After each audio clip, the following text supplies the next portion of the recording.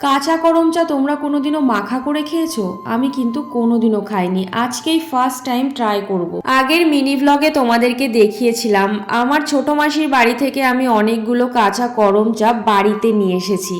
সেই কাঁচা করম চাগুলোই কিন্তু আজকে ঝালঝাল করে মেখে খাবো। প্রায় সব রকমের টক ফল আমার মাখা খাওয়া হয়ে গেছে, এই ফলটা প্রথমবার মাখা করে খাবো, জানি না কেমন খেতে হবে। অবশ্য টক জাতীয় যে কোনো ফল মাখা করলে খেতে ভালোই লাগে, এটাও ভালো লাগবে।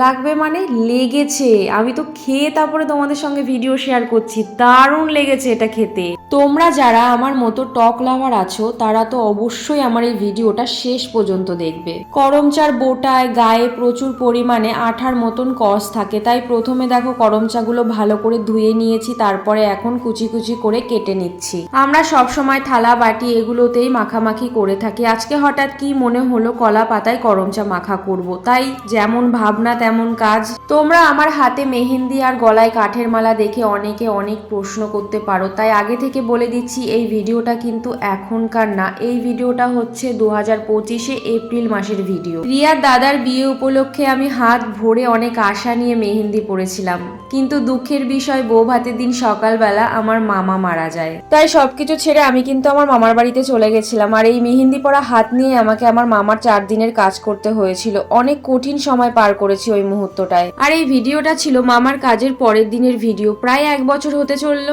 আমি জানি পুরোনো ভিডিও দেখতে কেউই পছন্দ করে না, সবাই নতুন নতুন ভিডিও দেখতেই বেশি পছন্দ করে। জানি ভিডিওগুলো 1 বছর আগের, কিন্তু পোস্ট করব বলেই তো শুট করেছিলাম, তাই না? শুধু সময়ের অভাবে ভিডিওগুলো এডিটিং করতে পারিনি, আর এই 1 বছরে ভিডিও জমে জমে 256 জিবি ফোন মেমোরি পুরো ফুল হয়ে গেছে। তাহলে ভাবো আমার ফোনে কত ভিডিও, শুধু শুটই করে যাই, এডিটিং করার সময় পাই না আর পোস্টও করতে পারি না। তাও তো এই 2 দিন ধরে ব্লগ ভিডিও পোস্ট করছি বলে একটু ফাঁকা হয়েছে, 256 থেকে 254তে এসে দাঁড়িয়েছে, মাত্র 2 জিবি মতন ফাঁকা হয়েছে। যাই হোক, করমচা মাখা করতে করতে কিন্তু তোমাদের সঙ্গে অনেক কিছু শেয়ার করে ফেললাম, আর এইদিকে আমার করমচা মাখাও কিন্তু কমপ্লিট। তোমরাও কিন্তু আমার মতো এইভাবে করমচা মাখা করে খেও, দারুণ স্বাদের জিনিস। কিন্তু আমার করমচা মাখা খাওয়ার লোকেশন কিন্তু আমার বাড়ির পেছনের পুকুর পাড়, দারুণ জায়গা কিন্তু এটা। আমরা কিন্তু গরমের সময় এখানে বসে আড্ডা দিই আর মাখা করে খাই।